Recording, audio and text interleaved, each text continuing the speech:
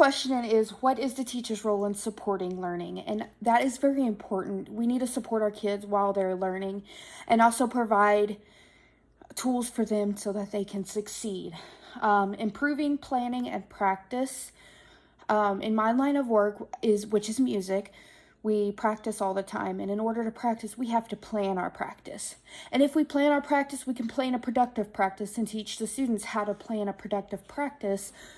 So that way they can also have a planned out perfect practice. And they can see that if their teacher's doing it, then they can do it as well.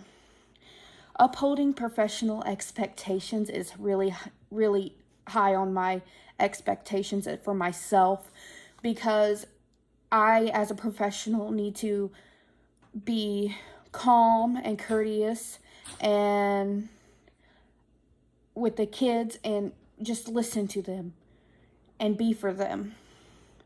Collaboratively advancing the profession is also key, because I want to continue to learn for the rest of my life. In order for my students to succeed, I need to learn more so that I can succeed, to help them succeed. My goal is to make them better than I am, so that way they can go and do better things and be better people.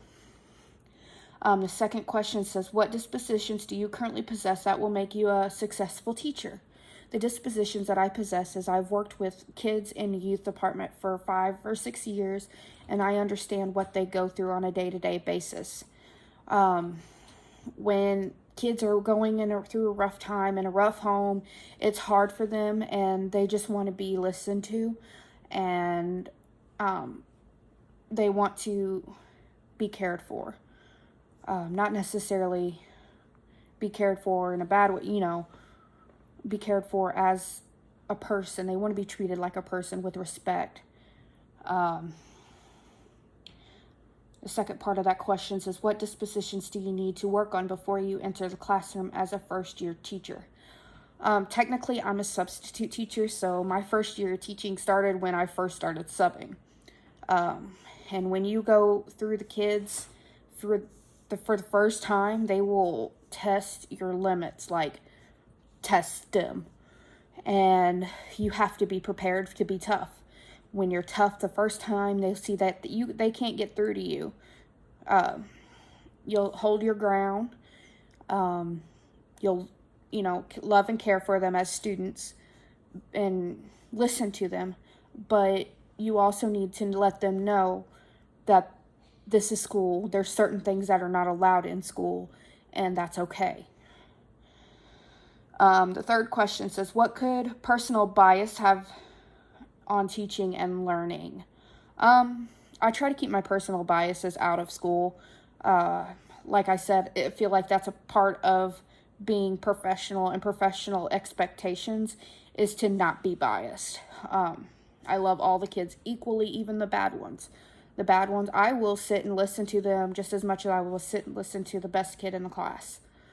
I try to be fair and help them just like I would help anybody else.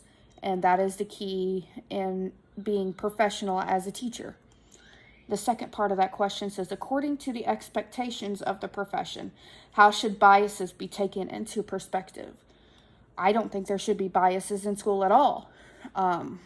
There's a lot of kids that are going through a lot of different things and different situations, and every kid is different, and every kid deserves love and being treated like a human being and deserves the respect that they need to be nurtured and grow up in life. Just because they're not getting it at home doesn't mean they can't have it in school. And having it in school is critical so that they will know that they are loved by somebody. And as long as somebody loves them and shows them respect and shows them how to act in a professional manner, hopefully that would be enough to shed some light in them to spread positivity in their life, so that way they don't grow up and end up like a carbon copy of their parents. So they can change and grow up and go to college or trade school and be successful in life. That is the ultimate goal as a teacher. And my name is Ashley Thomason, and thank you for listening.